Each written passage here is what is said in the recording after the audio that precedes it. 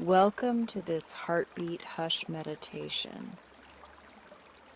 This is a soft way to guide your nervous system toward calm by listening for steadiness. You are not trying to control your heart, and you are not trying to force sleep. You are simply giving your attention a safe, steady place to land again and again.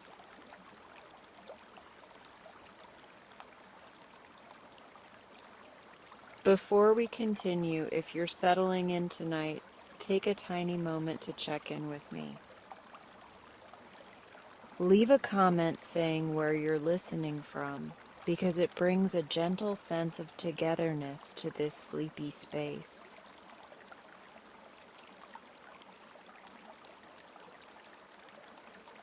Lovely. Now gently find a position that feels supportive, like the surface beneath you is doing most of the work. If you are lying down, let your head sink into the pillow as if it fits you perfectly. If you are on your side, allow the knees to be comfortable and let the shoulders soften forward slightly.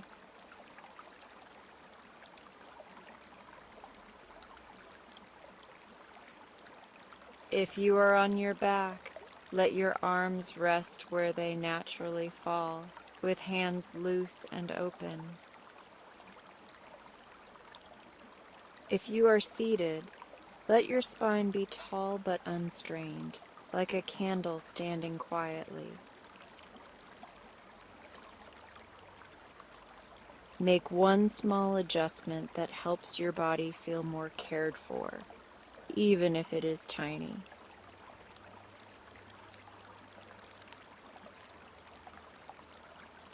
Now let your eyes close if that feels safe, or soften your gaze to a quiet point if you prefer.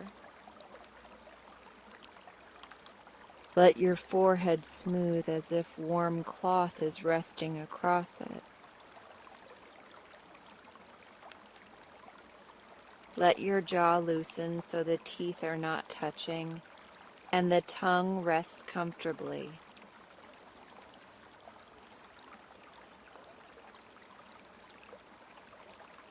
Allow your shoulders to drop by a millimeter, as if they are finally allowed to stop holding the day. Let your hands be easy, with fingers gently uncurled, like leaves resting on still water.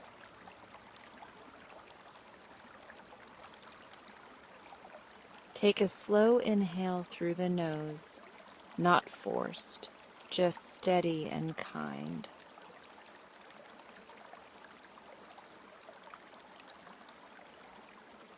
Exhale softly, as if you are letting out a quiet sigh that your whole body understands.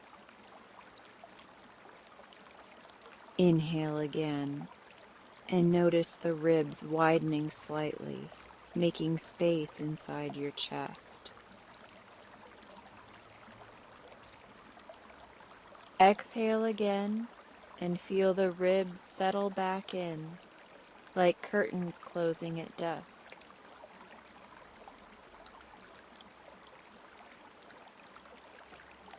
This introduction will help you learn the rhythm of the heartbeat hush, so you can return to it anytime.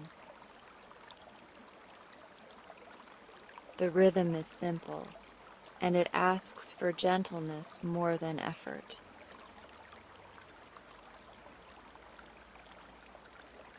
You will notice the heartbeat, you will notice the breath, and you will notice the spaces in between.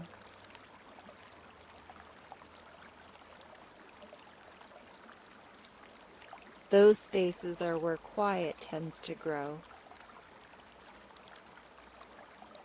If your mind wanders, that is not a problem, because returning is the practice.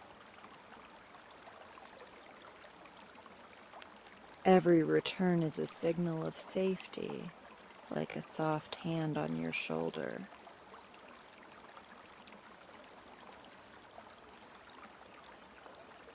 If you would like a comforting anchor, you can place a hand over your chest. You can also place a hand on your belly, if that feels more soothing tonight.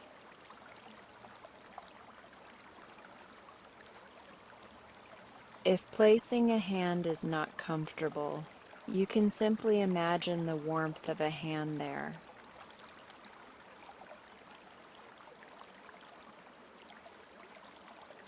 Your body responds to imagination more than you might expect, especially when it is gentle and reassuring. You are not searching for a perfect heartbeat, only a sense of steady life moving through you.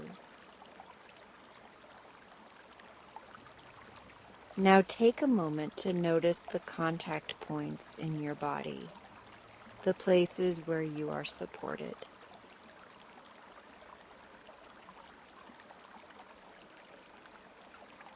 Notice the back of your head, the weight of your shoulders, the heaviness of your hips. Notice how the surface beneath you does not ask you to earn support, it simply offers it.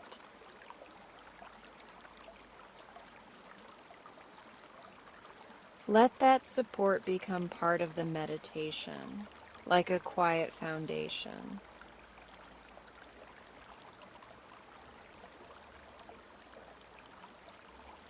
When we say hush, we do not mean silence in a strict way. We mean a softer volume inside you, like a room where lights are dimmed and voices are kind.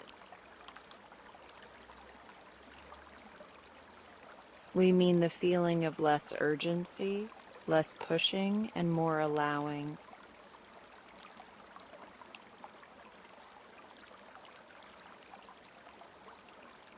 Even if there is noise around you, we can still find a hush within.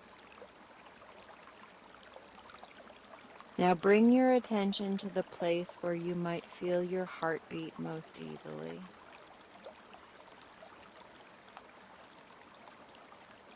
It might be under your palm on your chest, or in your belly, or in the throat, or in the fingertips.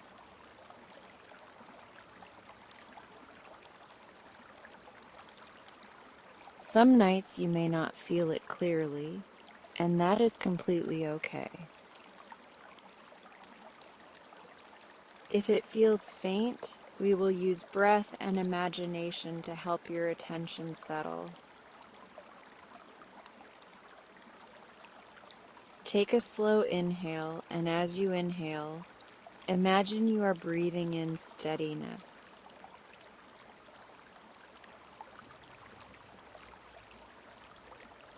As you exhale, imagine you are breathing out the sharp edges of the day. Now softly listen for the rhythm inside you, as if you are listening for distant footsteps in snow.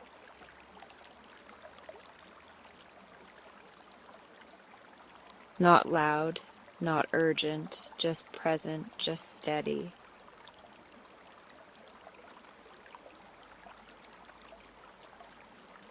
If you notice your heartbeat feels a little faster than you want, let that be allowed. A faster rhythm does not mean anything is wrong. It only means your body has been doing its job.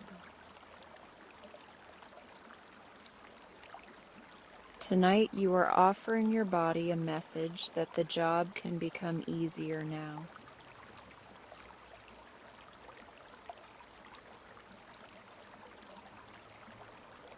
You do that message by relaxing your face, softening your belly, and lengthening your exhale. Now imagine your heartbeat as a gentle metronome that sets a sleepy pace.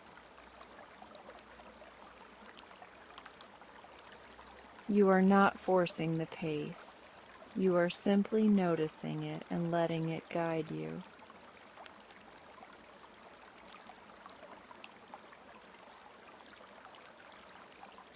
Each beat is a small reminder that you are here, and you are safe enough to rest in this moment. Each beat is steady companionship, like a quiet friend sitting with you in the dark. If thoughts appear, treat them like notes arriving in your mind.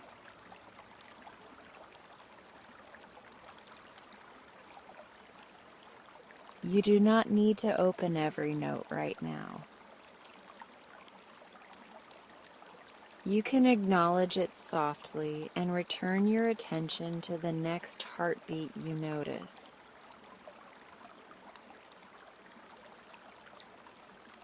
One beat, then another beat, then another, like stepping stones across a calm stream.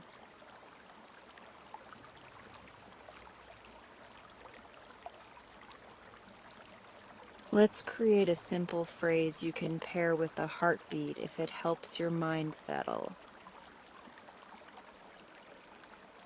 On one beat, you can think the word safe, and on the next beat, you can think the word soft.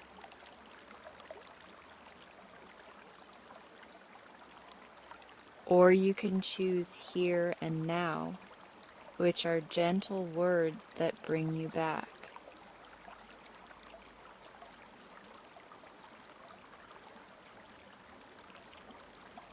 If words feel distracting, you can simply listen without labeling anything.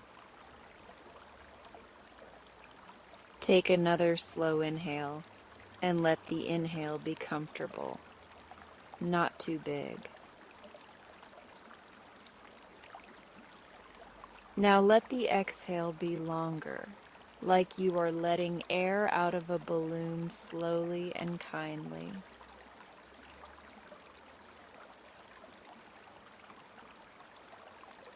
As your exhale lengthens, notice whether the heartbeat begins to feel a little less insistent. Even a small shift is meaningful because your body learns from small shifts. Now let's widen the hush by relaxing the places that often hold hidden tension.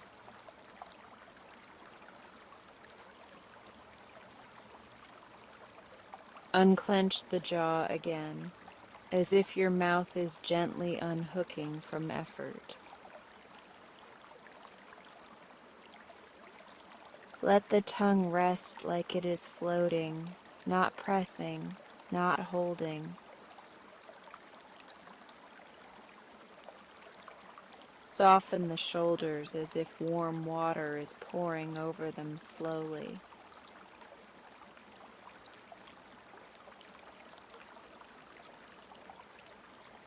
Let your hands be open, as if you are no longer gripping anything invisible.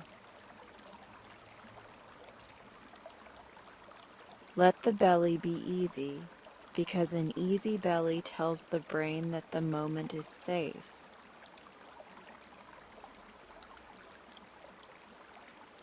Now return to the heartbeat and listen again.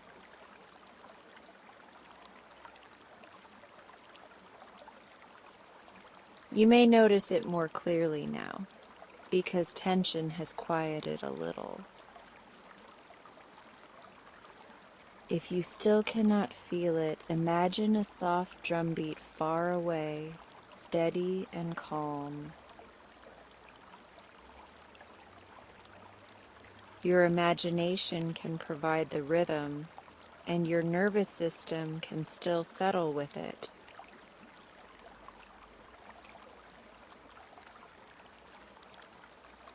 If you would like, gently count 10 heartbeats, not to measure, but to anchor. Count slowly, and if you lose the count, that is not failure, that is simply being human.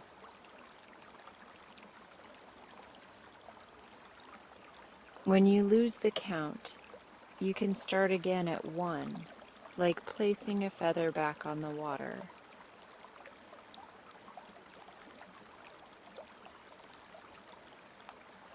Counting is optional and listening is enough. Now let's add a layer of warmth to the heartbeat, a feeling that turns the rhythm into comfort.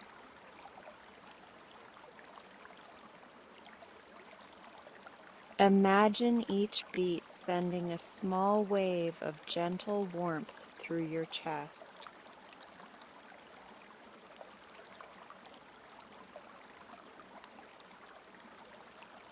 Imagine that warmth flowing outward to the shoulders, down the arms, into the palms. Imagine it flowing downward into the belly, into the hips, into the legs, into the feet. You are not trying to feel this perfectly. You are only offering the body a soothing image.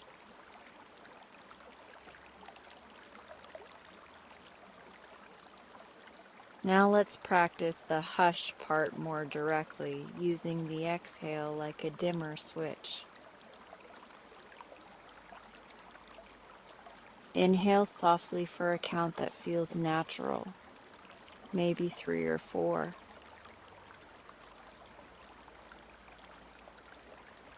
Exhale a little longer, maybe 5 or 6, as if you are smoothing the air in front of you.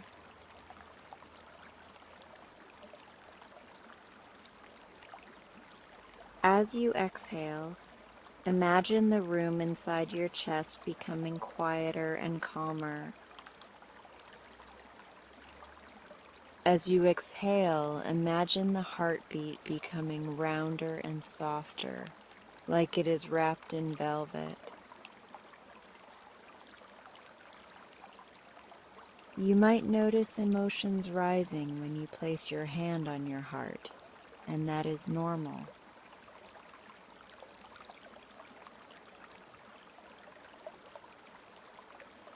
Sometimes the heart area holds more than rhythm. It holds memory and feeling. If emotion comes, you do not need to analyze it. You can simply breathe with it gently. You can treat it like weather passing through a safe shelter while you remain held.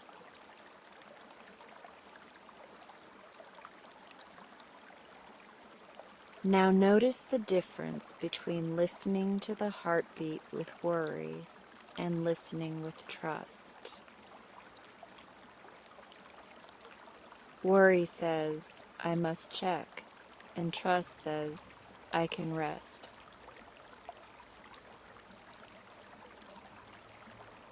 Tonight we practice trust, one gentle beat at a time.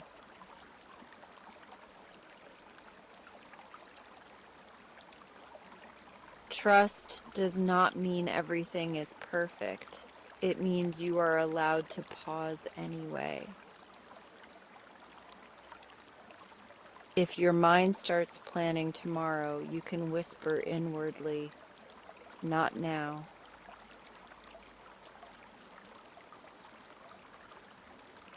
If your mind starts replaying the past, you can whisper inwardly, not now.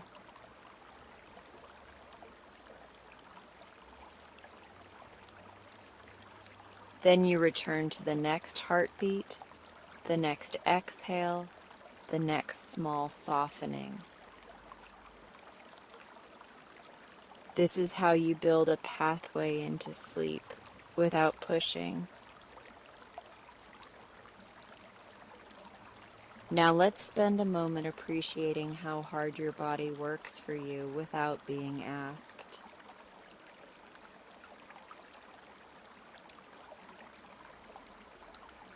Your heart has carried you through every hour of every day, even when you did not notice. It kept rhythm during stress, during laughter, during errands, during quiet moments, during everything. Tonight you can offer it gratitude, which often creates an immediate softening in the chest.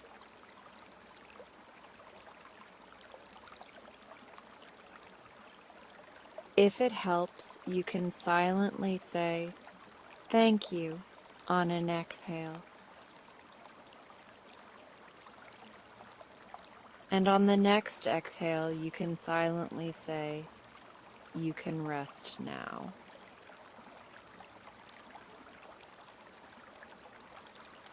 Not stopping, not controlling, just resting into an easier pace.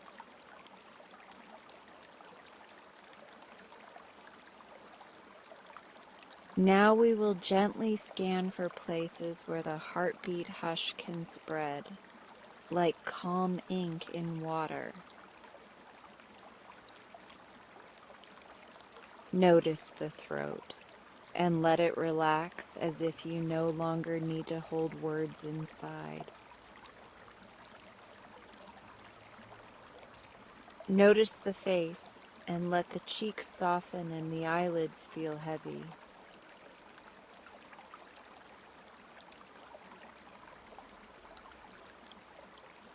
Notice the shoulders again and let them drop a little more, like they are sinking into warm sand.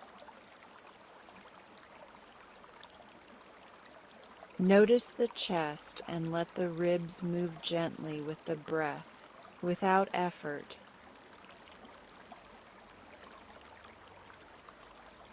Notice the belly and let it rise and fall naturally, like a quiet tide.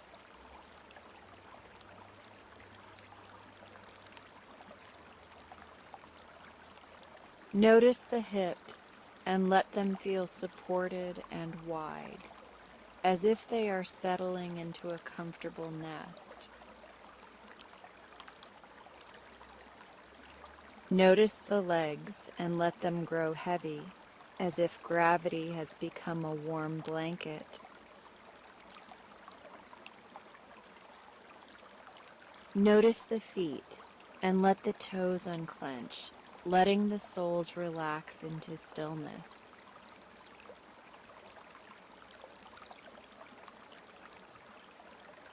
Now bring your attention back to the heartbeat and see if the rhythm feels a little friendlier now. Even if it is the same pace, your relationship to it may feel calmer.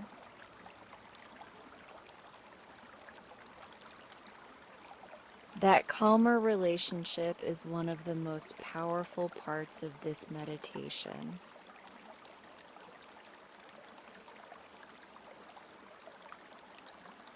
Sometimes at night, the mind searches for proof that sleep is coming.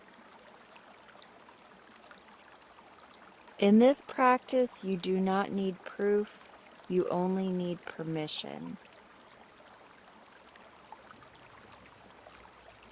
Permission to soften, permission to stop monitoring, permission to rest even if you are still awake.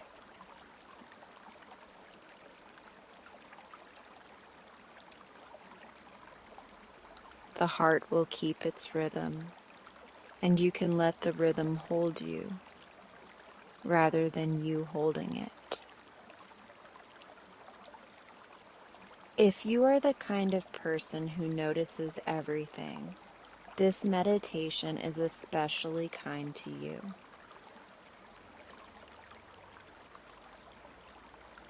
It gives your noticing a single gentle focus, the steady beat, instead of 1,000 thoughts.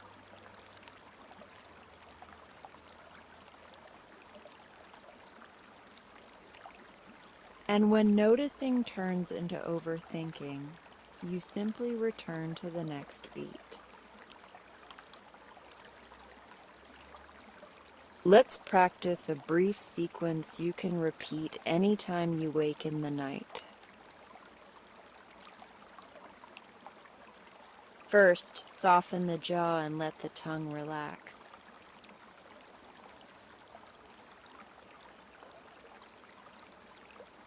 Second, place a hand on the chest or imagine warmth there. Third, lengthen the exhale and listen for 3 heartbeats. Then you repeat gently without rushing, as many times as you need.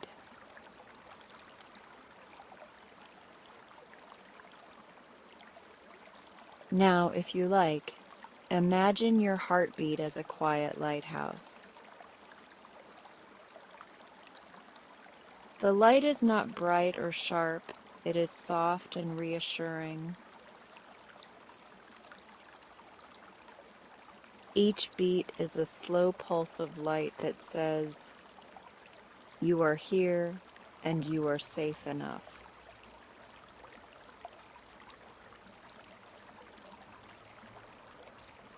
Your thoughts can be like boats passing in the distance, while the lighthouse remains steady. If you notice yourself drifting, that is wonderful, and you can let drifting happen. If you notice yourself staying awake, that is also okay, and you can let rest happen anyway.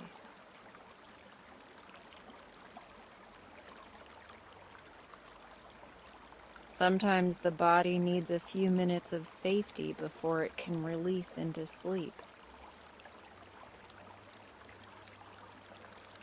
Sometimes it needs longer, and that does not mean you are doing anything wrong. Now take another gentle inhale and let it be comfortable and small.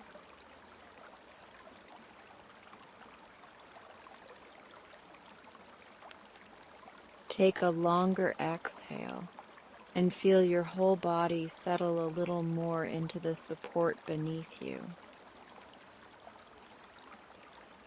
Return to the heartbeat and listen as if you are listening to a calm drum far away. Let the beat be your anchor and let everything else be allowed to fade.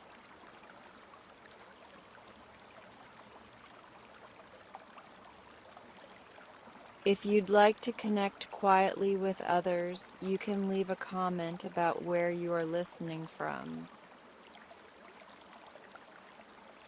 And if something has been making sleep feel difficult tonight, you can name it gently without going into details.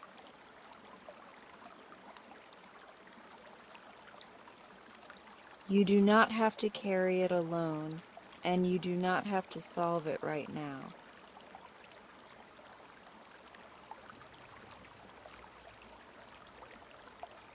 From here, we will continue beyond this introduction by deepening the hush with longer rests and softer words.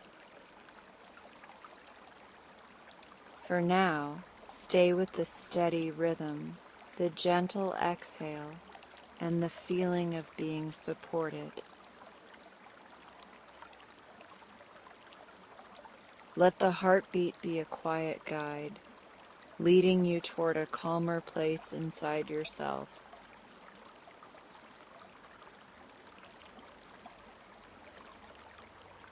And as you listen, allow your body to remember the simplest truth of the night, which is that it is safe to let go.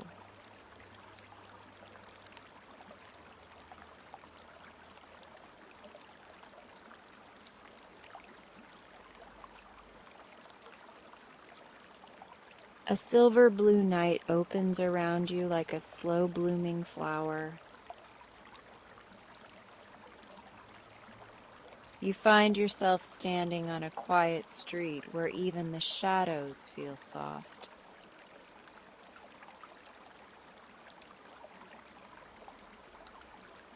Above, the moon hangs like a calm lantern, bright enough to guide, gentle enough to soothe.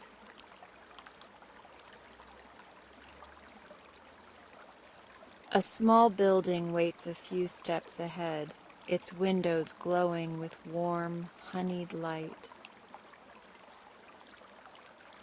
On the door, a simple sign reads, "Moonlit Post Office." You move closer, and the air feels cooler, cleaner, as if it has been washed for you.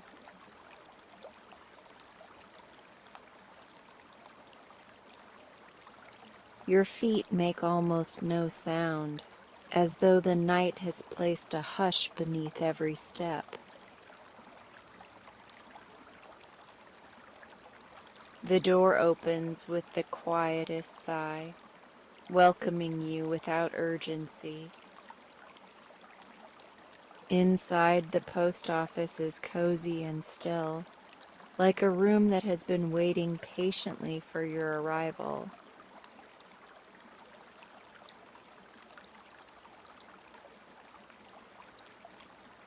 The floor is polished wood, smooth and warm, and the ceiling is high with gentle beams.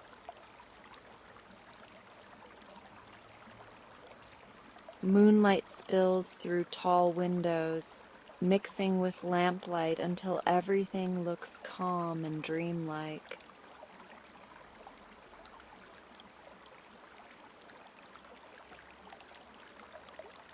The air smells faintly of paper, lavender wax, and clean night rain.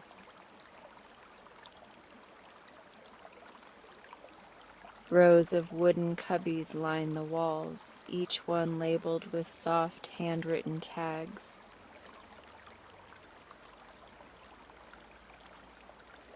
A long counter curves along the center of the room, topped with stacks of envelopes and neatly tied bundles of twine.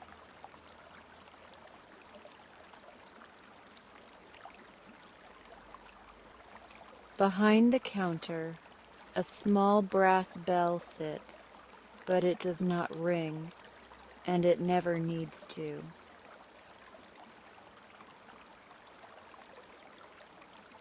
Everything here seems to understand quiet the way a lullaby understands quiet.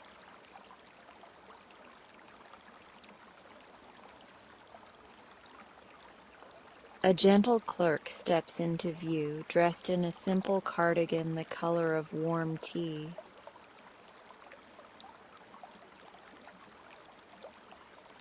Their face is kind, their movements unhurried, their presence steady like a slow breath.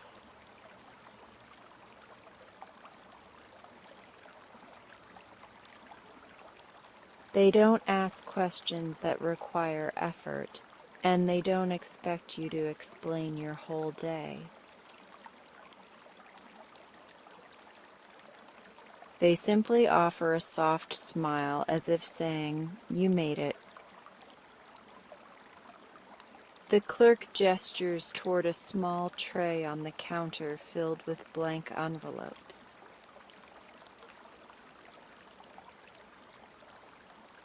Each envelope is moon-white with a faint shimmer, like paper made from quiet moments.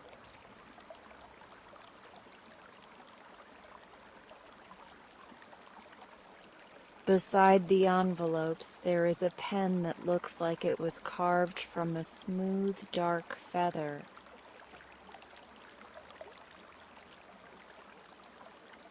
There is also a bowl of tiny stickers shaped like stars, each one almost weightless. Without needing to be told, you understand what happens here.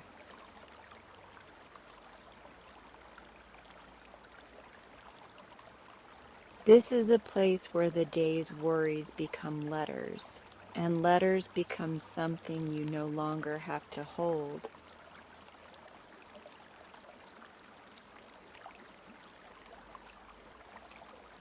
This is a place that does the sorting for you, so your mind can stop circling. This is a place that keeps tomorrow safe while you rest tonight.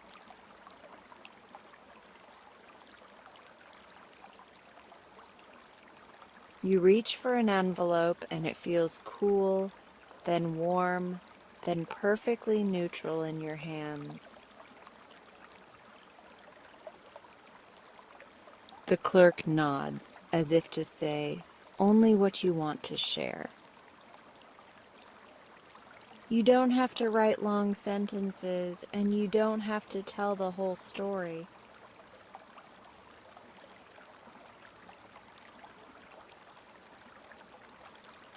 Here, even a single word is treated gently, like a fragile petal. You bring the pen close, and the tip glides easily across the paper. Maybe the first worry is something small but persistent, like a loose thread you keep tugging.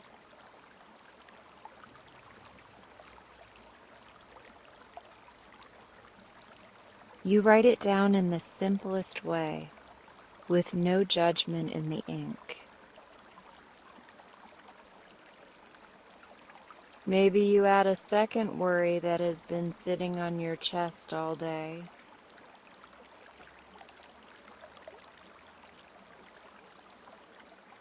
You let it become a sentence, and then you stop, because stopping is allowed. You place a small star sticker on the corner, not to make it pretty, but to mark it as handled for now.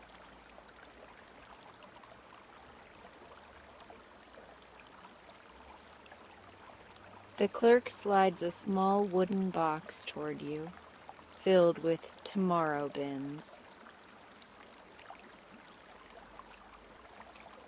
The bins are not harsh or cold, and they do not feel like chores.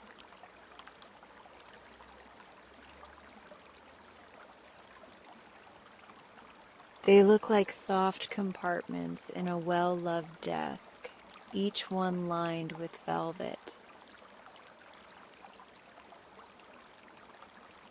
Their labels are gentle, like a friend choosing careful words. One bin is labeled tomorrow morning. Another is labeled tomorrow afternoon. Another is labeled tomorrow evening. And a special bin in the center is labeled, not tomorrow, just later.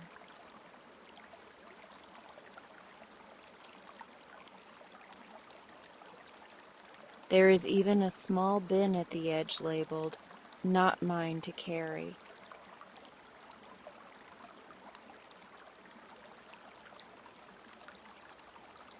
You hold your first envelope above the bins and notice your body's response.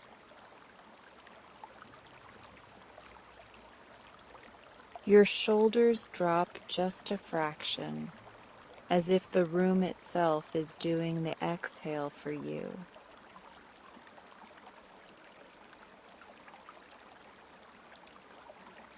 You choose a bin, any bin that feels right, without overthinking it.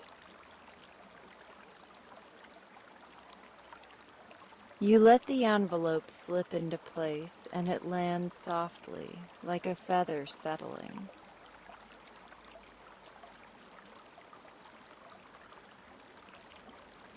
The clerk opens a drawer and brings out a tiny wax seal kit. There are wax sticks in colors that feel like comfort. lavender, warm amber, soft midnight blue.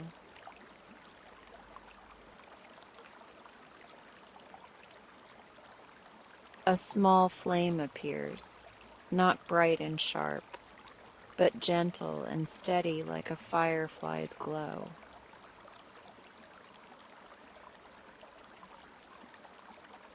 The clerk warms the wax with patient care, then lets a single bead fall onto the envelope's edge.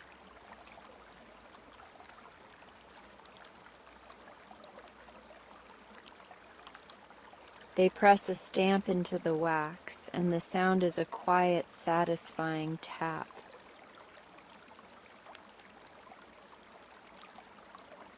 When the stamp lifts, the wax holds an imprint that reads, "Relief."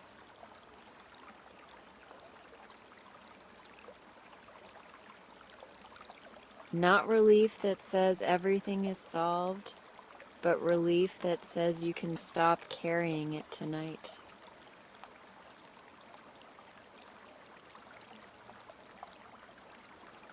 The clerk slides the sealed envelope into the bin, and your chest feels a little lighter.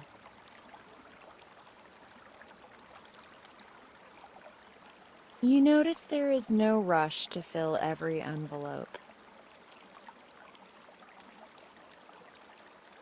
Some worries can be placed on the shelf of tomorrow without writing them down at all.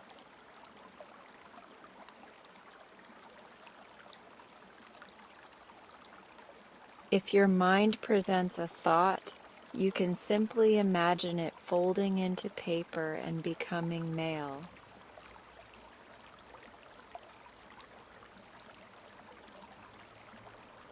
The post office understands imagination, and it accepts it as real work.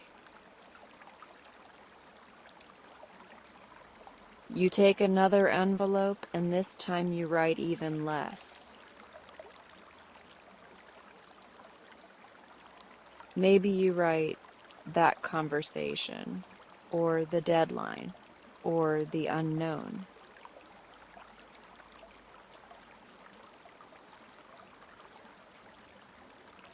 You don't chase the details because details can wait in daylight.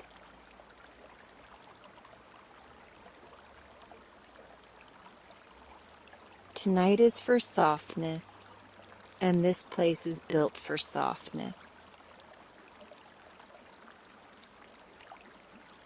You place the envelope into "not tomorrow, just later." The clerk seals it with lavender wax, and the stamp again reads, "Relief."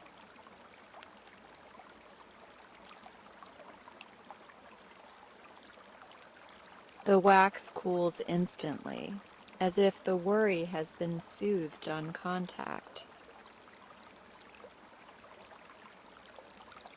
You feel your jaw unclench without being told to unclench it.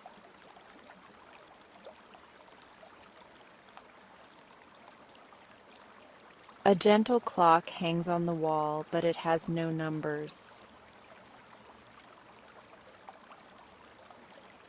Its hands move slowly, not to measure time, but to remind you that time can be spacious.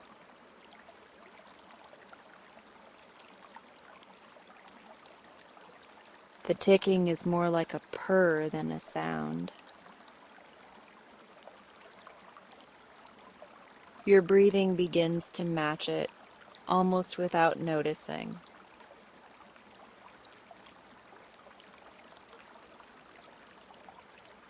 The clerk gestures toward a reading nook in the corner.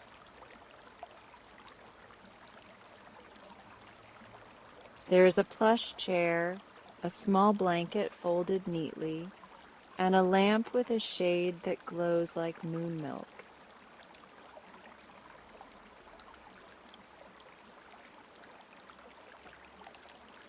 On the side table, a tray holds a warm mug that smells like chamomile and honey.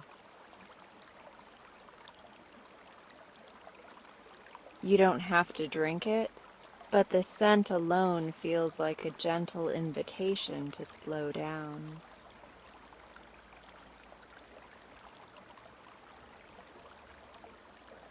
You sit, and the chair meets you like it was shaped for your exact tiredness.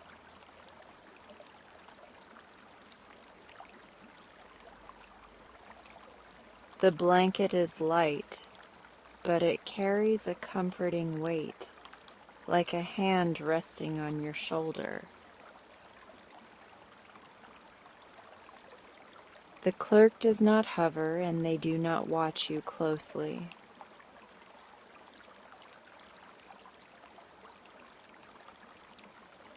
They return to their quiet tasks, sorting, sealing, smoothing the edges of the night. From your chair, you can see more bins along the walls. Some are labeled with kind practicality, like phone calls, emails, paperwork, plans.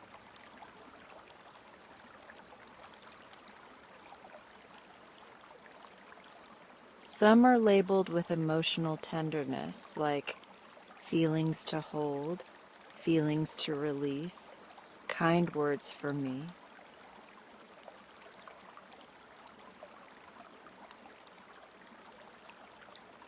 And some are labeled with pure restfulness, like dreams, sleep, quiet, enough.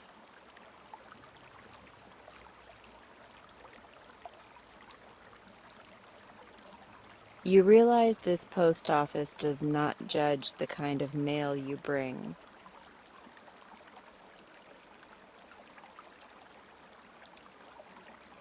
It does not rank worries or compare them, or tell you that you should be over something by now.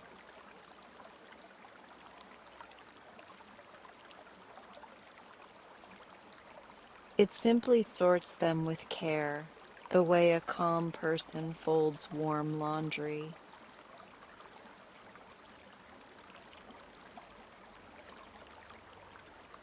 That care begins to spread through you like slow warmth. In the quiet, your mind tries to offer one more thought, like it is checking if you are still listening.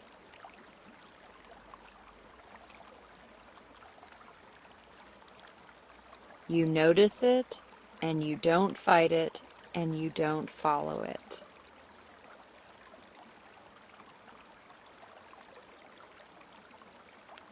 You imagine it as a small slip of paper. You imagine folding it once, then twice, until it becomes a neat little note.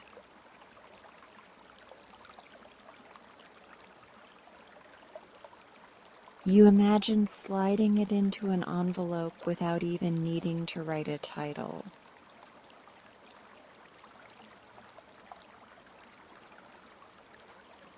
You imagine placing it in tomorrow morning, where it will be handled when you have daylight energy.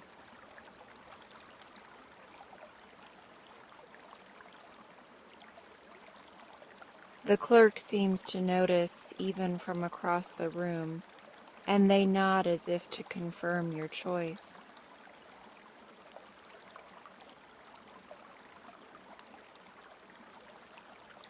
They seal an invisible envelope with a quiet tap, the stamp reading, "Relief." You feel a small wave of calm move down from your throat into your chest.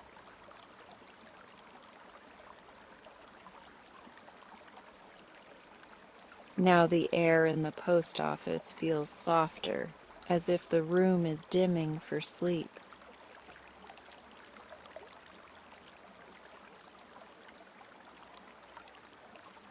The windows hold moonlight like a gentle painting. Outside, the street is still, and the world seems to have paused its demands.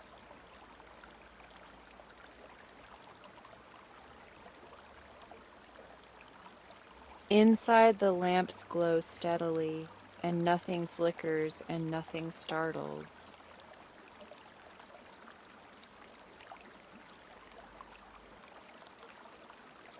The clerk quietly places a wooden sign on the counter that reads, "Night sorting in progress."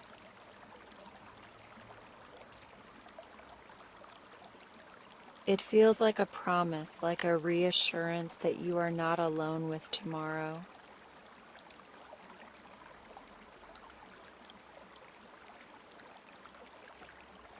You are allowed to rest while someone else holds the schedule.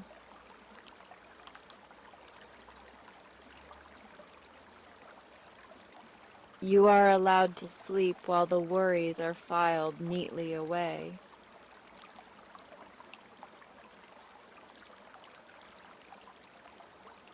Your eyelids begin to feel heavier, not forced, just naturally weighted.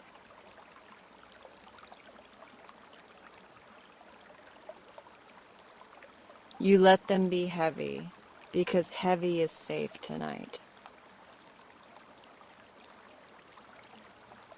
You take a slow breath in, and the chamomile scent meets you like a warm wave.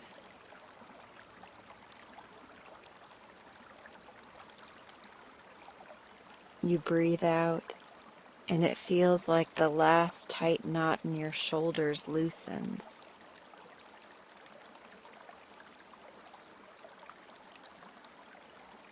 Somewhere deeper in the post office, a backroom door opens quietly.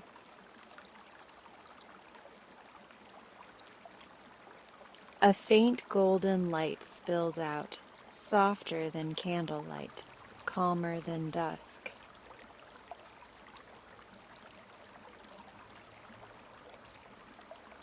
The clerk approaches you with a quiet step and gestures, not asking, only offering.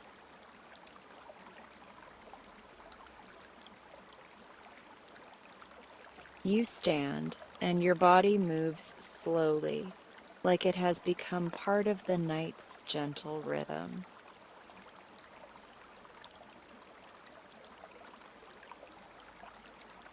You follow the clerk into the back room, and the air feels even quieter here.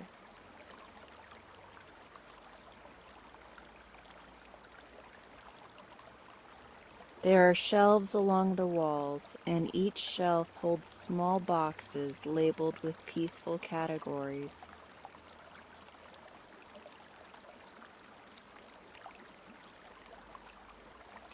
One box reads, "Overthinking," and it has a lid that closes easily. One box reads, "Replays," and it is already half full, as if many people have come here before you.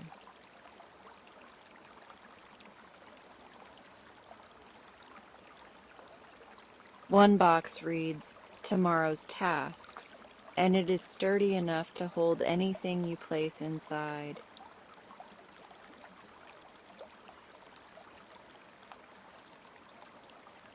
In the center of the room there is a small daybed with a quilt the color of midnight clouds.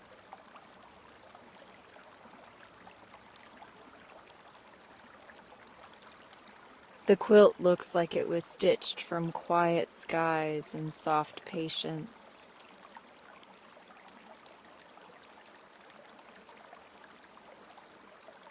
A pillow waits at the head of the bed, and it looks like it knows how to hold a tired mind.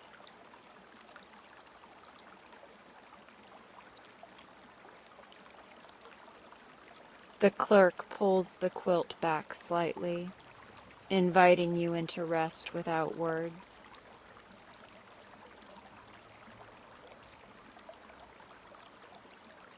You lie down, and the bed supports you instantly, like it understands the shape you need.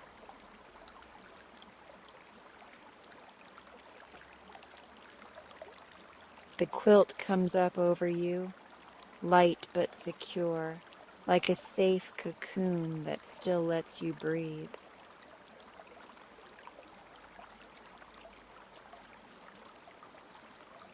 Your feet relax first, and then your calves, and then your thighs, like the body releasing in a slow wave.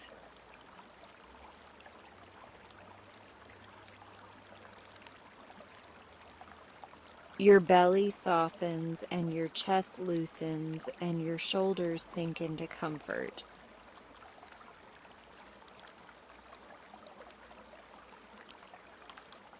Your jaw unclenches again, and you don't even remember tightening it.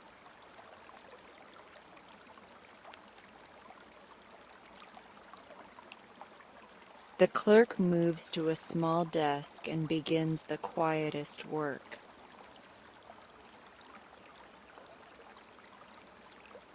They sort the last few envelopes, seal them, and place them into the right bins with gentle precision.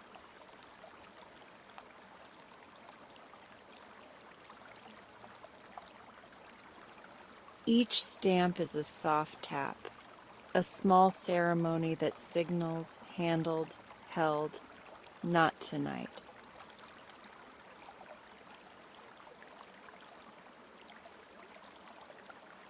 The sound becomes rhythmic, like distant rain, like a soothing metronome.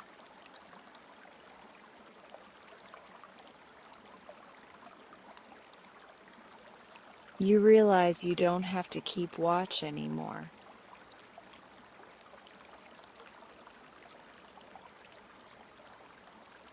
You don't have to track time or solve problems or rehearse the next conversation.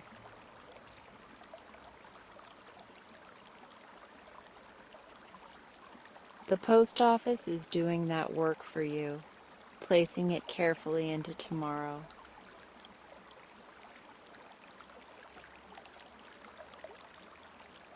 Your only task is to rest inside the calm that has been prepared.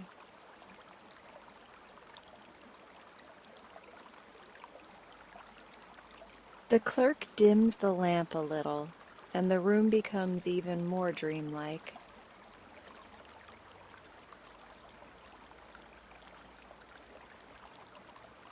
Moonlight paints soft shapes on the ceiling, slow and shifting like quiet water.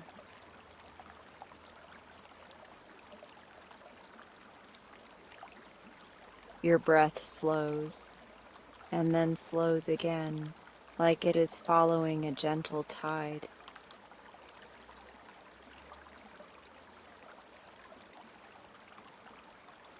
With each exhale, it feels easier to let go of the last thread of the day.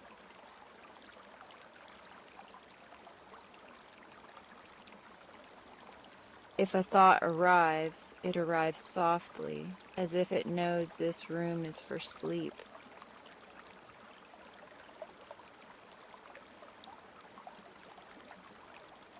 You imagine the clerk taking the thought with calm hands, folding it neatly, sealing it with lavender wax.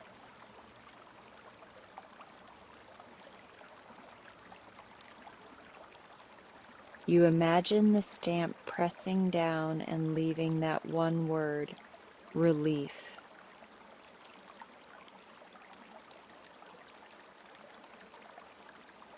You imagine the thought placed into a tomorrow bin, where it will be waiting safely, without needing your attention now.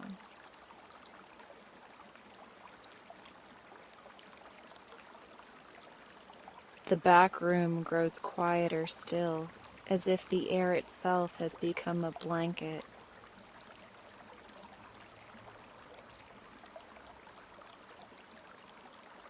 Your body feels pleasantly heavy, like gravity has turned into comfort.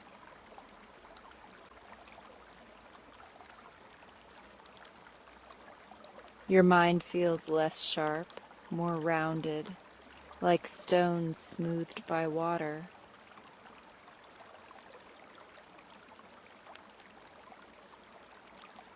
Everything that needs to be done can be done later, in daylight, with a rested heart.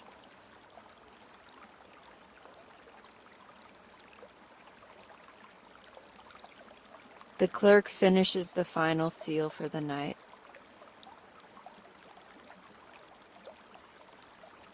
They place the stamp back in its box and close the lid softly.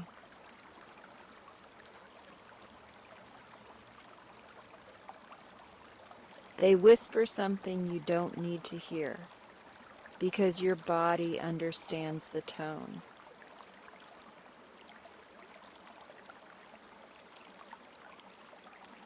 The tone says, safe now, quiet now, sleep now, whenever you are ready.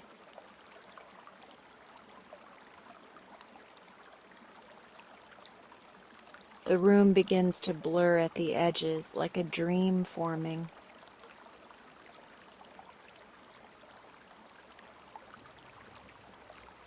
The moonlight softens, the lamplight dims, and your eyelids rest fully closed.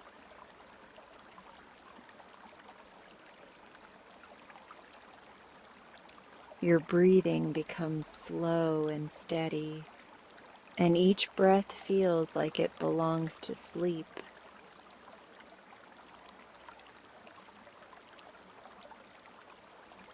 The last awake part of you relaxes its grip, like a hand opening gently.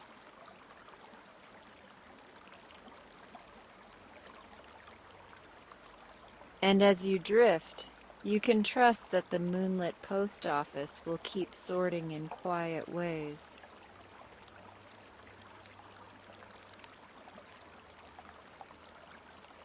It will hold tomorrow's mail in velvet-lined bins. It will keep your worries sealed with gentle wax stamps of relief.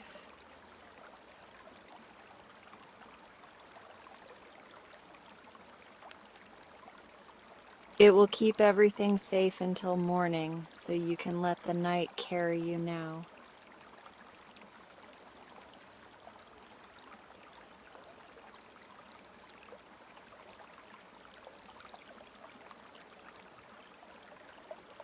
Eliza first noticed the book cart on a day when the rain looked like it might never stop, and the whole neighborhood seemed to be holding its breath. It sat beneath the awning of a narrow porch, bright wheels glistening as if it had rolled out of a story and forgotten to roll back in.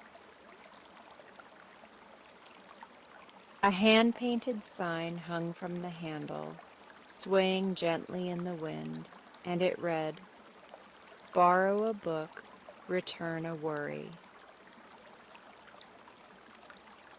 Eliza had been hurrying home with her hood pulled tight, thinking only about the warmth of her kitchen and the quiet of her room. But something about that sign snagged her attention like a thread catching on a sleeve, impossible to ignore. She paused at the curb, rain tapping the tops of her shoes, and stared as if the cart might explain itself. It was not a regular library cart. Not the kind she'd seen in school hallways or public buildings. This cart looked loved and a little magical in a practical way, the way a teapot looks special when someone makes you tea without being asked. The wood was worn smooth along the edges. The metal frame carefully painted a soft robin's egg blue, and the shelves were lined with a strip of floral paper. Every book spine faced outward, neat as a row of friendly faces. From inside the porch doorway, a voice called out, calm and unhurried, Careful, dear, the sidewalk gets slick right there. Eliza turned, surprised to find an elderly neighbor she recognized only in fragments. Mrs. Maribel Rowan lived 2 streets over, in a little house with a garden fence that never quite closed properly. Eliza had seen her now and then at the corner store, buying lemons and newspaper, moving through the world as if she had all the time in it. Mrs. Rowan stepped out slowly, holding an umbrella with a curved handle that looked like it had been around for decades. Her gray hair was braided neatly, and her cardigan was the color of warm oatmeal. She looked at Eliza with a gentle steadiness that made it hard to pretend Eliza wasn't standing there staring. "Eliza, isn't it?" Mrs. Rowan said, like she was greeting an old friend and not a teenager she barely knew. Eliza blinked, caught off guard by being remembered. "Yes," Eliza said, and her voice sounded smaller than she meant it to. Mrs. Rowan smiled, and the smile made the rainy air feel softer. "I wondered when you'd find the cart," Mrs. Rowan said, patting the handle as if it were a pet. Eliza glanced at the sign again, reading the words as if they might rearrange themselves. "Borrow a book, return a worry," Eliza repeated quietly, feeling a strange ache behind her ribs. "It's only a little idea," Mrs. Rowan said, as if little ideas didn't have the power to change a whole afternoon. "I roll it around on days like this when people forget they can be kind to themselves." Eliza shifted her backpack higher on her shoulder, suddenly aware of the way the straps pressed down like expectations. "What do you do with the worries?" she asked, half joking because that was safer than sounding sincere. Mrs. Rowan lifted her umbrella slightly, like she was revealing a secret. "I don't keep them," she said simply, and her eyes twinkled. "I just remind people they can set them down for a moment, long enough to choose a story instead." Eliza didn't know why that sentence made her throat tighten. Maybe it was because she had been carrying things for so long without realizing she was carrying them. Or maybe it was because nobody had ever suggested she was allowed to set anything down. Mrs. Rowan nudged the cart forward a few inches, and the wheels squeaked softly like a sleepy sigh. "I could use a hand," Mrs. Rowan said, not as a demand, but as an invitation. Eliza hesitated, thinking of the homework waiting at home, and the dinner her mother would ask about, and the tiredness she tried to hide. Then she noticed how the rain turned the street into a mirror, how the world looked gentler when it was blurred by water. Her hand lifted on its own, reaching for the cart handle. The metal felt cool, then steady, and Eliza felt something settle inside her. They stepped off together, the umbrella covering Mrs. Rowan, the awning covering the books, and the rain covering everything else. The neighborhood seemed quieter than usual, as if people were inside their houses listening to the weather speak. Eliza pushed carefully, learning how the cart moved with a gentle sway.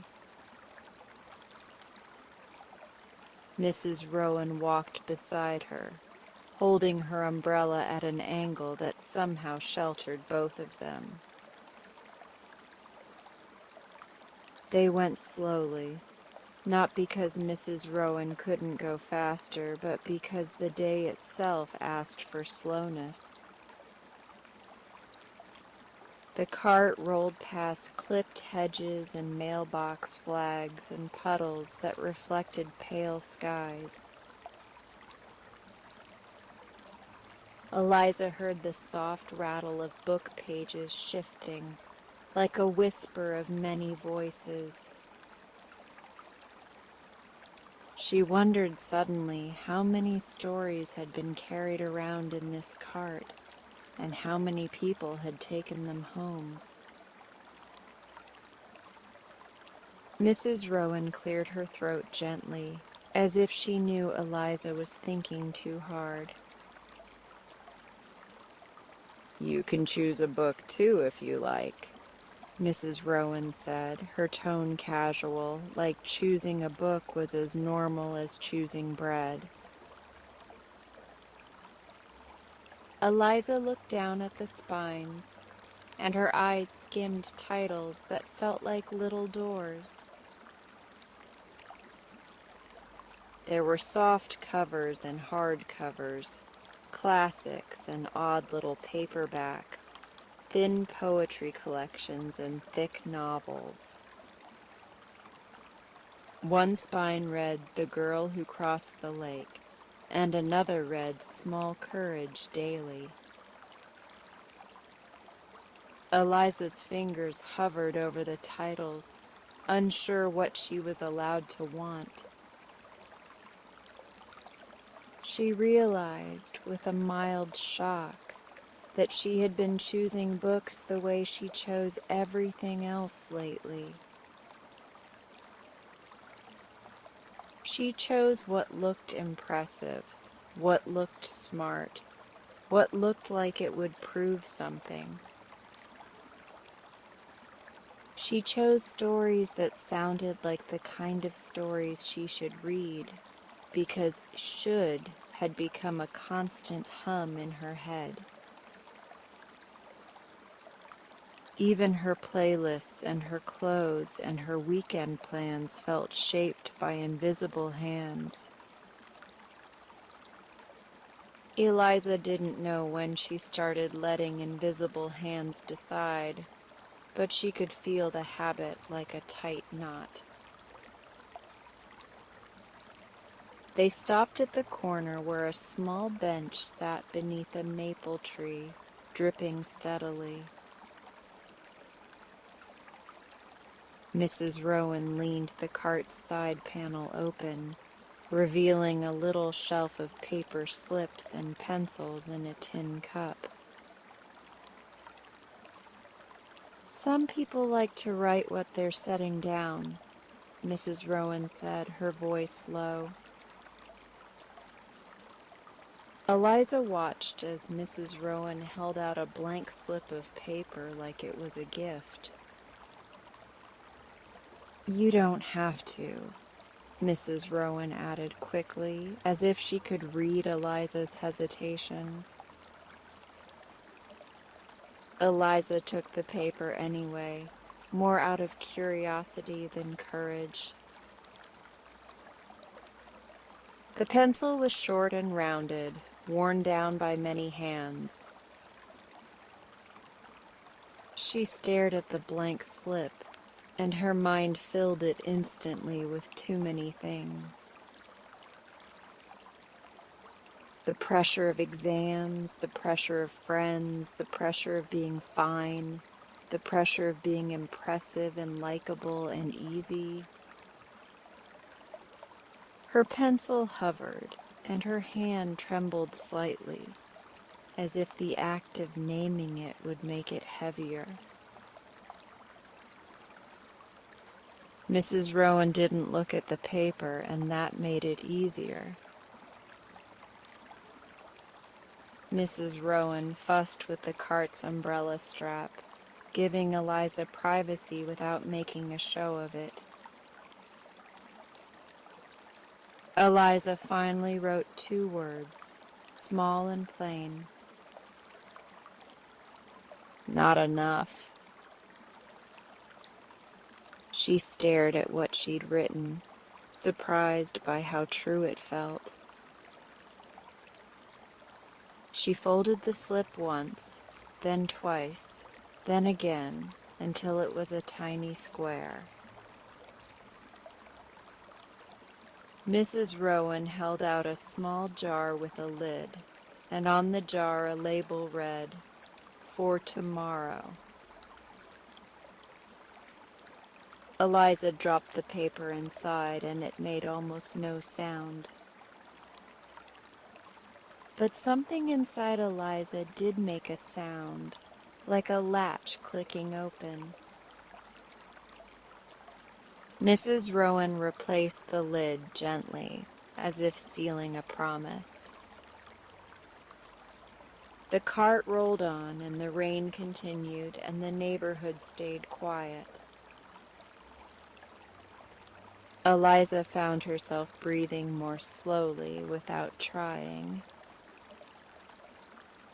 They passed a house with wind chimes that tinkled softly, and the sound felt like punctuation in a calm conversation.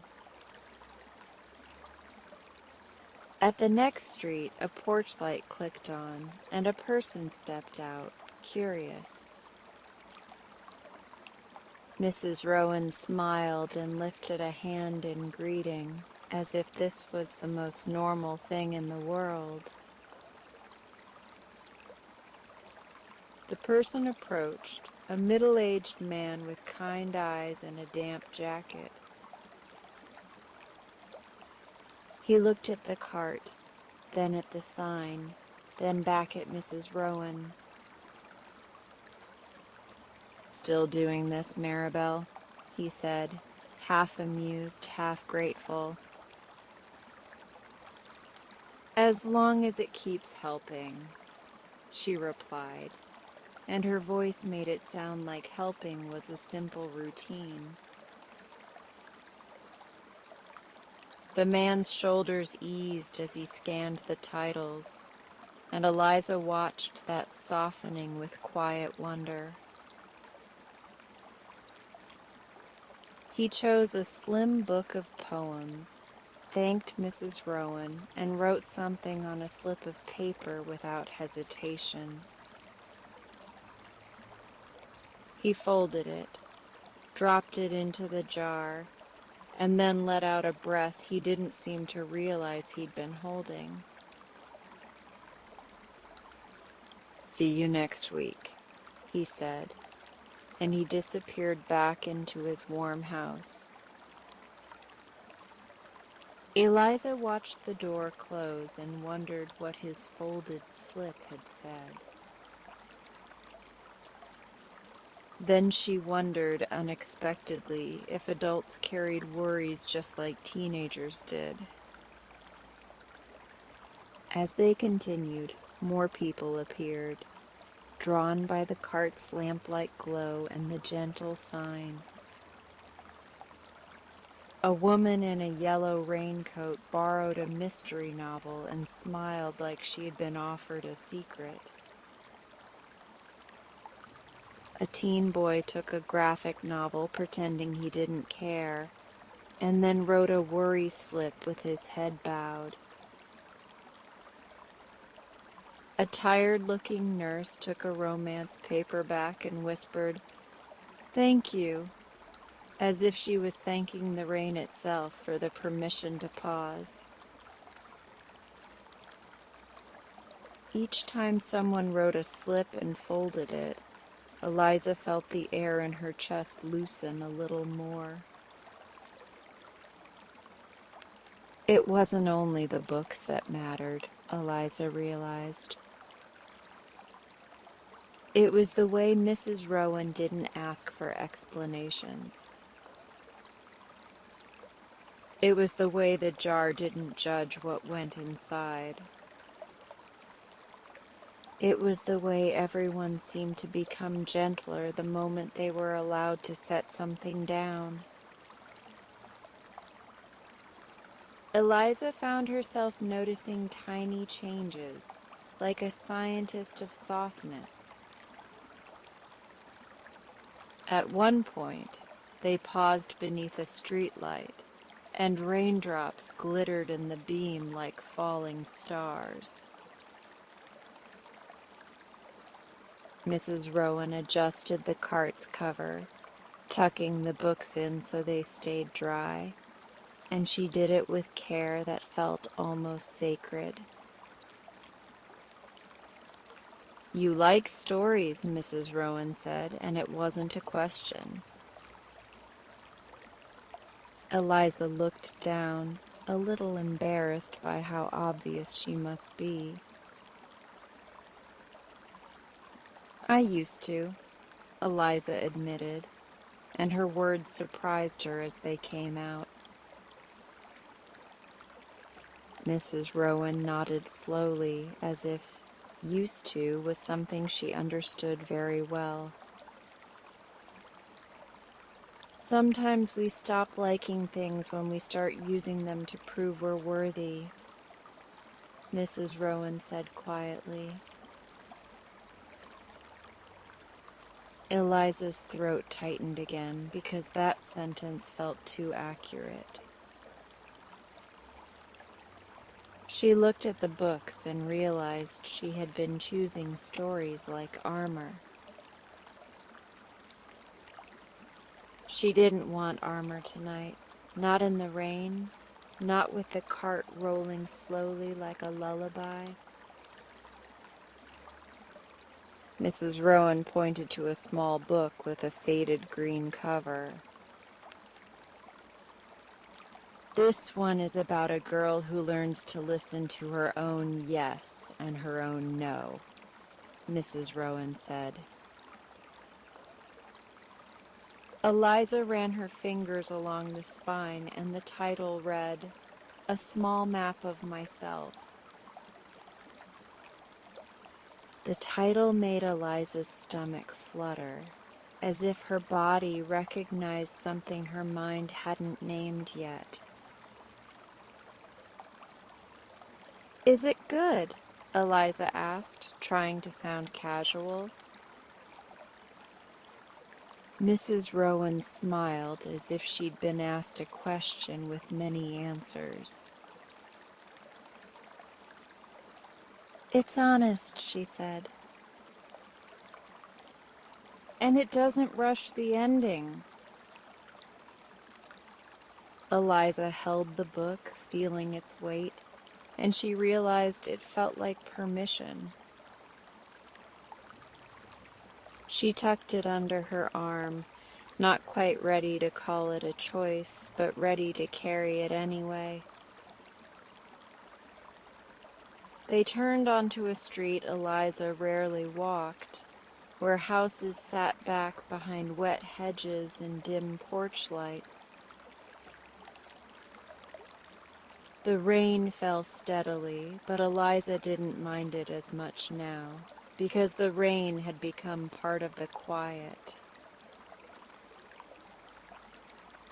The cart's wheels made a gentle sound over the sidewalk cracks, and it was oddly comforting. Eliza began to sense the neighborhood as a living place, full of people who carried invisible bundles. She wondered how many of them were walking around believing they weren't enough. As they moved, Eliza noticed her thoughts trying to sneak back in. They arrived like little alarms, reminding her of tasks and comparisons and expectations. But now she had a new way to respond. She imagined each thought as a paper slip, small and foldable. She didn't have to fight the thought. She just had to fold it and set it down.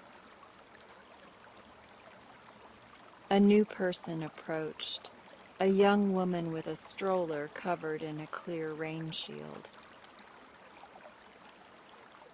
The baby inside was asleep, mouth open, cheeks round and peaceful. The woman looked exhausted, her eyes rimmed with the kind of tiredness that doesn't go away with one nap. She scanned the book slowly, then chose a thin novel and held it against her chest like something precious. Eliza watched as the woman wrote on a slip, folded it, and dropped it into the jar with a trembling hand. After the woman left, Mrs. Rowan spoke softly, almost to herself. Sometimes the bravest thing is letting someone see you're carrying something. Eliza swallowed, feeling the truth of that settle in her. She had spent so much time trying to look effortless, like she didn't need help, like she didn't need anything. But the cart was teaching her that needing was normal, and being gentle about it was possible. They reached a small hill, and Mrs. Rowan slowed her steps. Eliza tightened her grip on the cart handle and pushed a little more firmly. The cart moved upward with a steady roll, and Eliza felt strong in a quiet way. Not strong like winning, but strong like supporting something without resentment. At the top of the hill, the street opened into a view of distant rooftops slick with rain, and the whole neighborhood looked like a softened watercolor. Mrs. Rowan paused and let her umbrella tilt upward, as if she were letting the rain speak. Eliza stood beside her, breathing in the damp air, and noticed her own chest rising more easily. "I didn't know people would actually use it," Eliza said, nodding at the cart. Mrs. Rowan gave a small laugh that sounded like kindness. "People are always looking for a place to put down what they're carrying," she said. Eliza's fingers tightened around the book under her arm, the one called A Small Map of Myself. She wondered what it would feel like to read a story that didn't demand anything from her except attention. She wondered what it would feel like to like something without needing anyone else to approve. The thought felt both thrilling and terrifying, like standing at the edge of a pool and realizing she could choose when to jump in. The rain kept falling, and it sounded like thousands of tiny yeses. They rolled the cart down the hill and into the next block, where the streetlights were fewer and the puddles were larger. Eliza's shoes splashed lightly, but she didn't flinch, because she was no longer rushing to outrun the weather. A cat appeared under a parked car, watching them with slow blinks. Mrs. Rowan waved at the cat as if it were a neighbor too. Eliza felt herself smiling, and the smile surprised her, because she hadn't been forcing it. A memory surfaced, quiet and unexpected.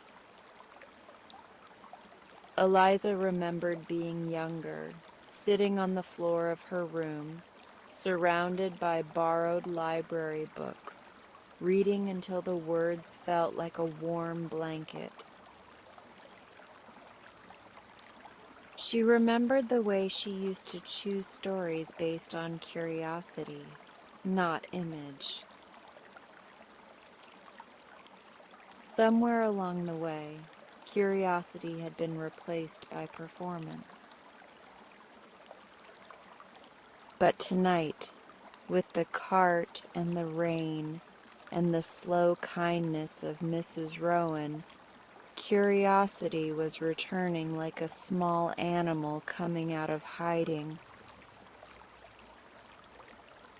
They stopped at another corner, and Mrs. Rowan adjusted the cart's sign so it faced outward.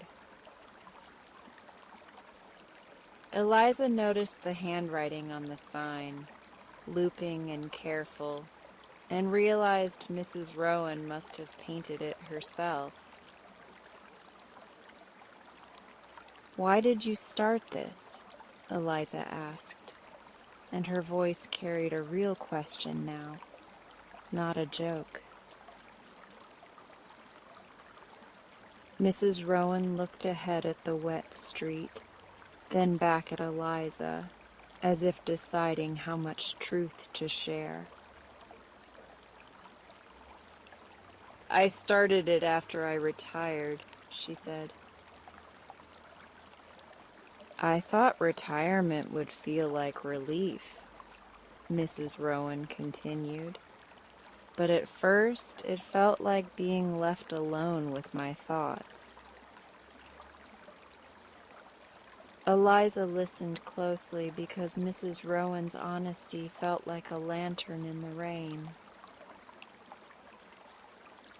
"So I made myself a routine," Mrs. Rowan said, tapping the cart handle lightly.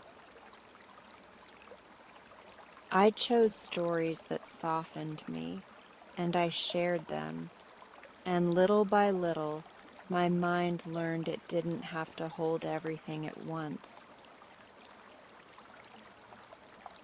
Eliza felt a warm pulse of recognition, as if Mrs. Rowan had described something Eliza needed too. They rolled forward again, and Eliza noticed how the cart had become a moving, calm space. It was like a small, portable room where people were allowed to be human. Eliza wondered what would happen if she gave herself that same permission outside of rainy afternoons. She wondered what might change if she stopped trying to be someone else's idea of good enough.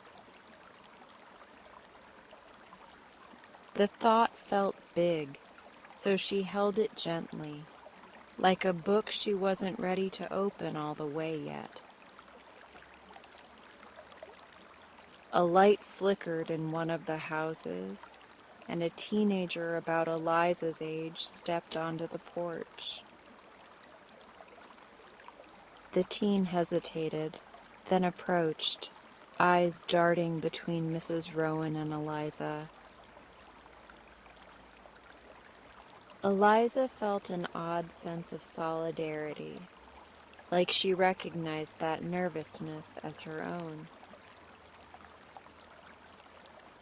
The teen chose a fantasy novel with a dragon on the cover and grinned, suddenly shy about grinning.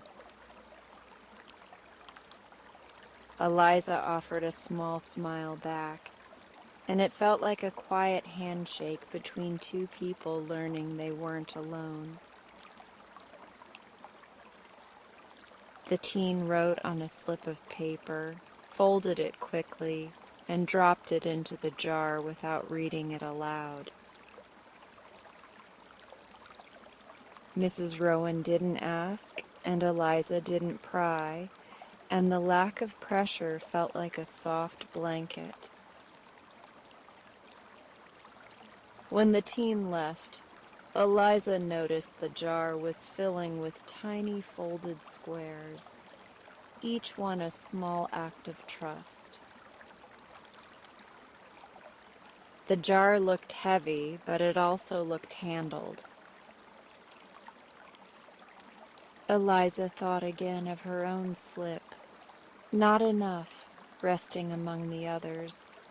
Not erased, but not crushing her either. They turned back toward Mrs. Rowan's porch, the route looping like a gentle story returning home. The rain eased slightly, shifting from steady sheets to softer taps. Eliza realized she could see the warm light of Mrs. Rowan's house in the distance, and it made her feel strangely safe. As they approached, the cart's wheels squeaked again, and Eliza found herself wanting to hear that sound again next week. It felt like the sound of something good beginning, something small but real. Mrs. Rowan guided the cart beneath the awning and locked the wheels with a practiced motion. Eliza helped tuck the cover neatly over the books, keeping them dry and protected.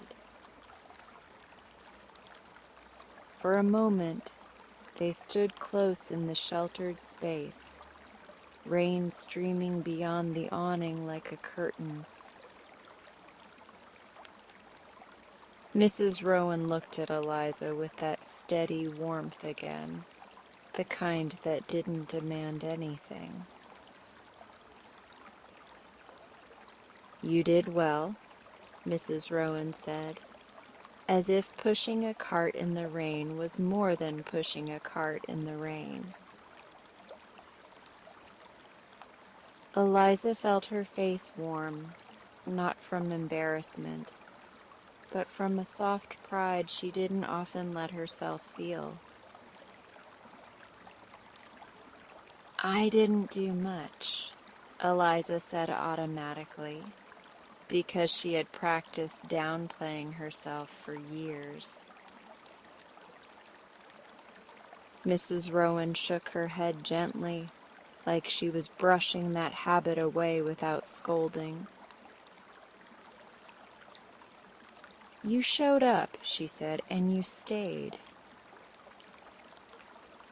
Eliza's chest tightened, then loosened, like a knot giving up.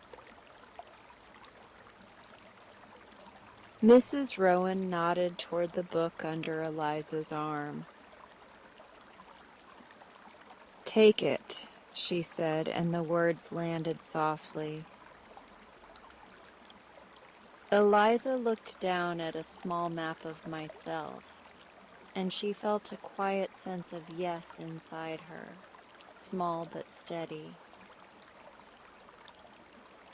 "Okay," Eliza said, and she meant it. She slipped the book into her backpack carefully, as if she were carrying something tender.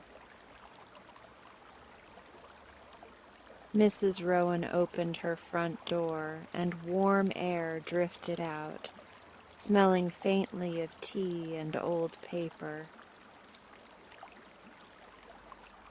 "If you want," Mrs. Rowan said, "you can help again next rainy afternoon." Eliza felt the familiar urge to check her schedule, to calculate whether she had time, to measure her worth by her productivity.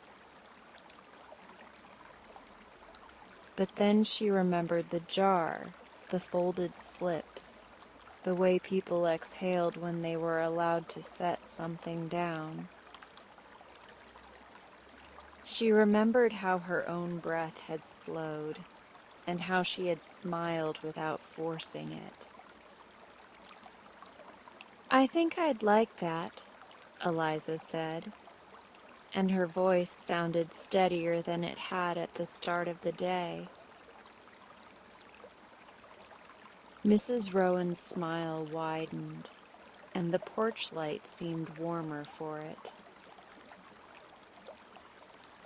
Eliza stepped back into the rain, pulling her hood up, but she didn't feel like she was fleeing anymore. She walked home at an unhurried pace, hearing the rain as something gentle instead of something in her way. Inside her backpack, the book rested against her spine like a quiet promise.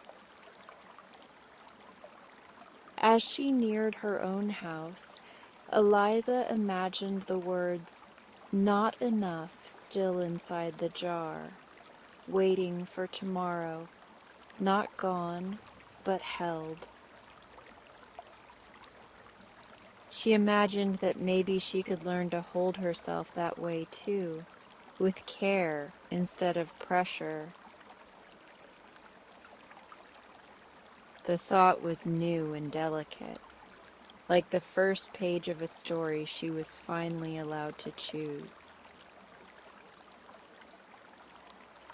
And as the rain softened into a whisper, Eliza felt something else soften with it, a small corner of her heart unlearning the word should. The next evening arrives quietly, wrapped in a fine mist that clings to the streetlights like lace. Eliza watches it from her bedroom window, the glass slightly fogged from the warmth inside. Her homework is finished, her phone is face down, and the house sounds softer than it did earlier. Even the usual noise of her thoughts feels less sharp, like someone turned the volume down a notch. She sits on the edge of her bed and unzips her backpack slowly, as if she is opening something delicate. Inside, nestled between a notebook and a pencil case, the green book waits like a small secret.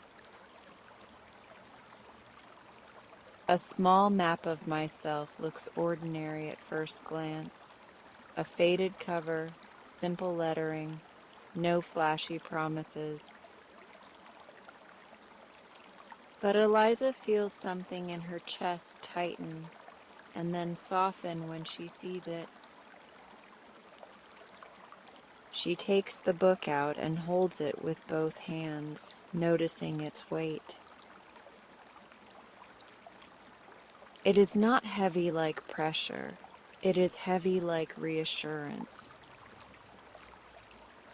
She turns it over and studies the back, reading a few lines without fully absorbing them. Her mind tries to do what it always does, deciding whether this is a good choice. A familiar voice inside her starts listing categories like a teacher's rubric. Is it impressive? Is it productive? Is it the kind of book a smart person would choose? Eliza hears the voice, and she recognizes it as the voice of should. And tonight, she does not argue with it, because arguing would still mean letting it lead. Instead, she places the book on her pillow and takes a long breath, slow and steady. She stands and crosses the room, turning on the small lamp by her bedside. The shade glows amber, and the light spreads like warm tea across the walls. It makes her room feel like a safe pocket of night, separate from everything outside. Eliza opens her desk drawer and reaches for the stack of books she has been meaning to read.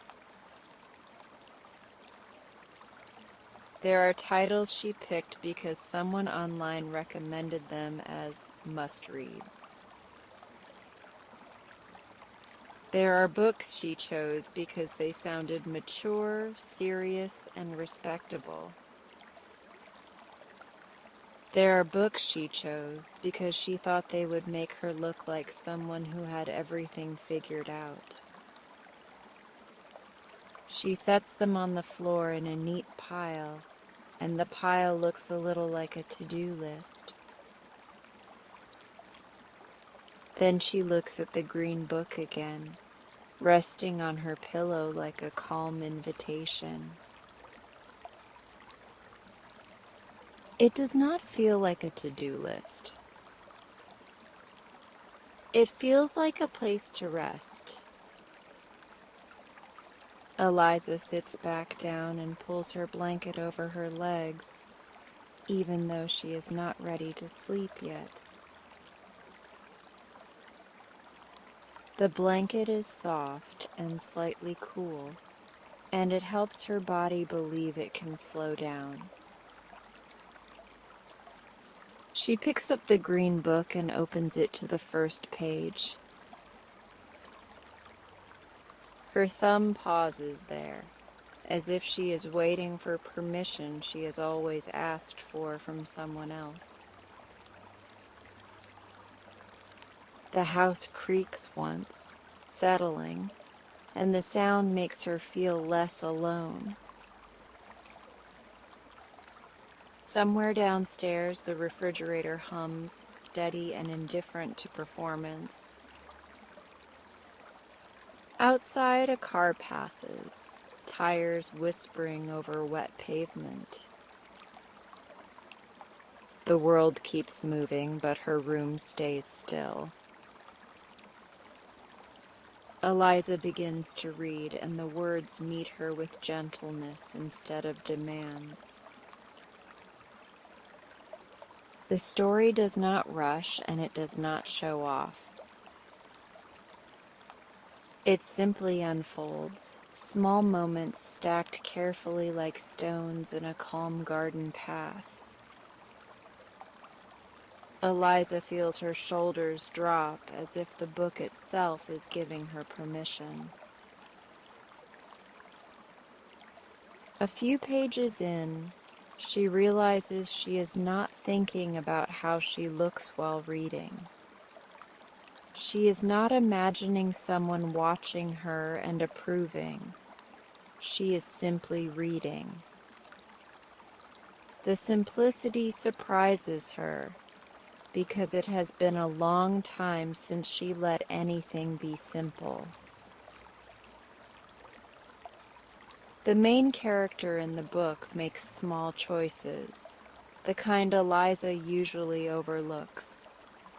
The character chooses a favorite mug, a favorite path, a favorite song, without apologizing for any of it. Eliza feels something tender in her chest, like a quiet recognition. She thinks about how often she has apologized for her own preferences without even noticing. She remembers ordering food while scanning her friend's face for approval. She remembers laughing at jokes that weren't funny just to keep the room comfortable. She remembers saying, "I don't care," when she did care, because caring felt like taking up too much space. Now she sits in her own room, under her own lamp, and the idea of taking up space feels softer. Eliza turns another page, and the paper makes a gentle sound, like a small wing beat. Her breathing has slowed without her trying. She notices the rhythm of it, and the steadiness makes her feel safe. She reads another paragraph and realizes she is smiling, not wide, just a small curve of warmth. The lamplight pools across the blanket, and the edges of her room look blurred and cozy. A raindrop taps the window, then another, as if the night is adding quiet punctuation. Eliza shifts to get more comfortable, the book balanced easily in her hands. She is aware of her body in a new way, less tense, more present. Her mind tries to wander toward tomorrow, and she notices it like someone spotting a familiar bird. There is a flicker of worry about school, about messages, about expectations waiting in the morning. But instead of chasing those thoughts, she imagines Mrs. Rowan's jar with the label "for tomorrow." She imagines folding each thought into a tiny square and setting it gently inside. Eliza does not need to solve tomorrow while she is under this lamp. She only needs to be here, reading a story that feels like it was chosen by her, not for her. That distinction is small, but it creates a spacious feeling in her chest. It feels like taking off a backpack she forgot she was wearing.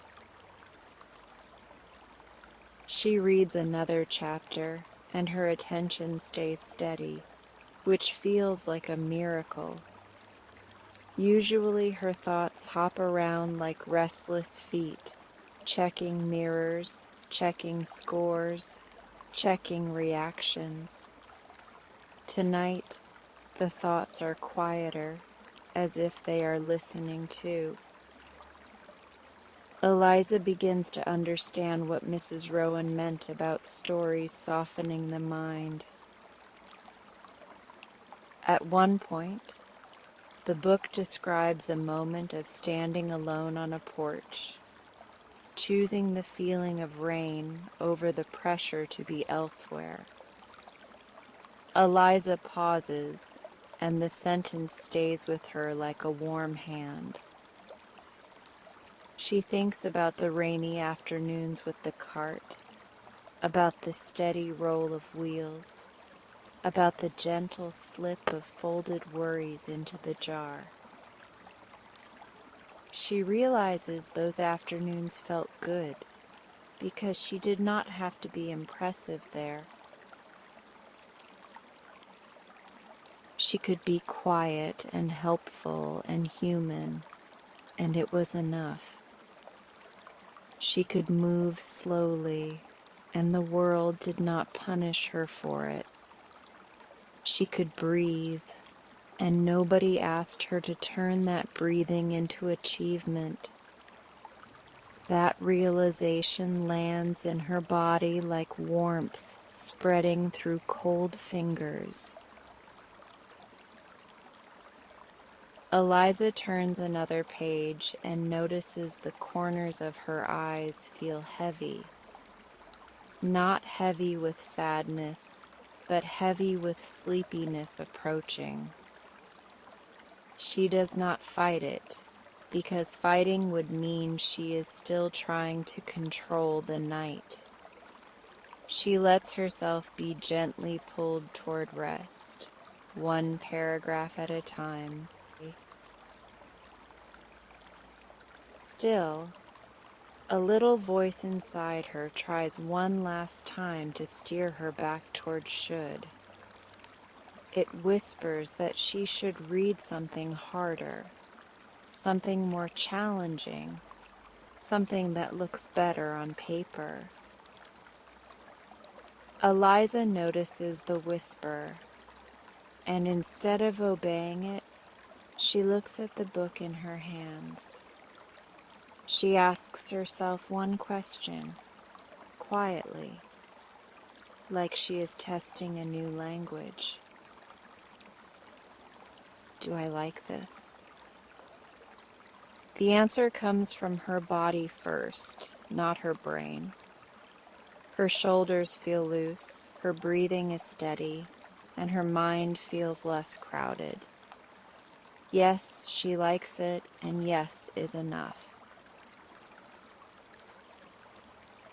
Eliza feels a small thrill of gentle confidence, like a candle lighting in a quiet room. It is not loud confidence, not the kind that demands attention. It is the kind that sits calmly inside her, steady and private. It is the kind that says she can trust herself in small ways first.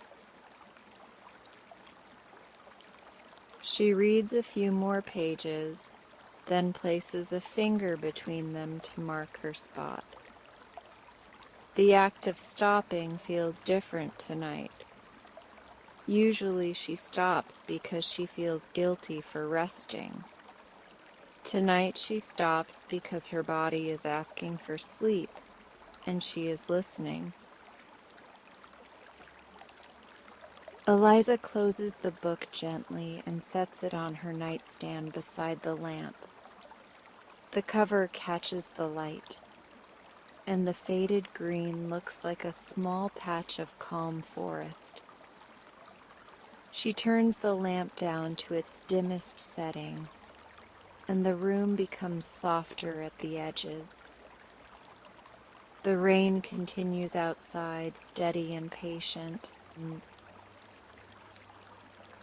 She slides down under the blanket, letting it come up over her shoulders.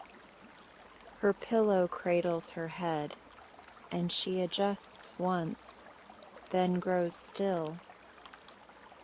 For a moment she stares at the ceiling, but her eyes are already half asleep. She feels the familiar urge to review the day, to check for mistakes, to replay conversations. But tonight, she remembers the cart. She remembers the sign that promised she could return a worry.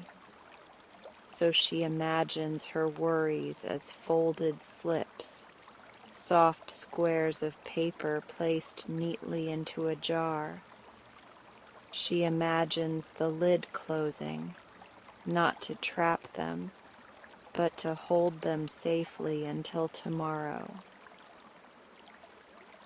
Eliza's breathing slows, and she notices the steady rise and fall of her chest. She places one hand lightly over her heart, just for a moment. She can feel a faint rhythm beneath her palm, calm and persistent. The rhythm reminds her that her body keeps working even when she stops trying. Her hand drifts back to the blanket, and her fingers relax open. She lets her jaw soften, letting the tongue rest easily in her mouth. Her shoulders sink into the mattress, and the release feels like a quiet sigh through her whole body. She realizes she is more tired than she allowed herself to admit. It is a tiredness that has nothing to do with sleepiness alone. It is the tiredness of trying to be the right version of herself all day. It is the tiredness of scanning for approval and shaping herself to fit it. Tonight, under the warm lamp glow, she finally lets that tiredness be real. Eliza thinks about the book she chose, and she feels a small sense of pride. Not the sharp pride of winning, but the soft pride of honesty. She chose something because it felt good, because it soothed her, because it made her breathe slower. She did not choose it to impress anyone, and that feels like freedom. The rain grows quieter, as if the clouds are settling too. Her room feels like a cocoon of warm light and soft fabric. She imagines Mrs. Rowan at home, perhaps putting the cart away, perhaps making tea, perhaps reading under her own lamp. Eliza feels grateful, and the gratitude spreads through her chest like warmth. She thinks about returning to help again, and the thought does not feel like an obligation. It feels like something she wants. That word, want, feels unfamiliar and brave in a quiet way. Eliza lets herself say it silently, as if she is practicing. I want to read what I like. I want to choose without apologizing. I want to stop treating my preferences like they need permission. The thoughts are gentle, not demanding, and that makes them believable. A memory surfaces of standing in a bookstore once, pretending to browse while watching what others picked up. Eliza remembers feeling embarrassed by her own curiosity, as if curiosity was childish. Now she understands that curiosity is a compass, and it points toward the self. That understanding makes her feel calmer, like she is finally holding a small map in her hands. Her eyelids grow heavier, and she stops trying to keep them open. The last thing she sees is the soft shape of the book on the nightstand, the green cover catching a final glimmer of lamplight. She likes the thought of it waiting there, patient and non-judging, ready whenever she returns. It feels like a quiet friend who does not ask her to perform. Eliza's breathing slows even more, and the space between breaths becomes comfortable. Her thoughts become fewer, and when they appear, they drift like leaves on water. She does not chase them, because she does not need to. She lets them float toward the jar in her imagination, folded and stored for tomorrow. Her body settles deeper into the mattress, hips heavy, legs loose, feet relaxed. She feels the quiet weight of the blanket, and the weight feels like protection. She thinks again about the word not enough, and she notices it does not hurt as sharply right now. It is still there, but it is not the only truth in the room anymore. Another truth has arrived beside it, gentle and steady. She can trust what she likes.